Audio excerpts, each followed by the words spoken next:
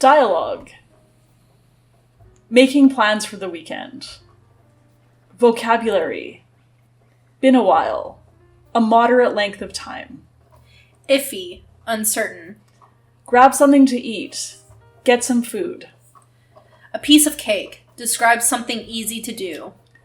Out of shape. Not in good health from bad diet or lack of exercise. Rain or shine. Do something, no matter what the weather is. Pick you up. Come get you. Jenny and Tess are making some plans for the weekend. Tess, let's hang out this weekend. It's been a while. I know, right? We haven't hung out in months. I'd love to do something. What do you think? The weather's kinda iffy, but what about going for a hike?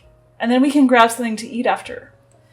That's great. Let's go to Mount Seymour. I haven't been there in a long time, and it'll be a piece of cake even though I'm out of shape. Rain or shine is good for me. Perfect. I can drive. I'll pick you up at 1. Okay, see you then. I'll bring some snacks for us. Perfect.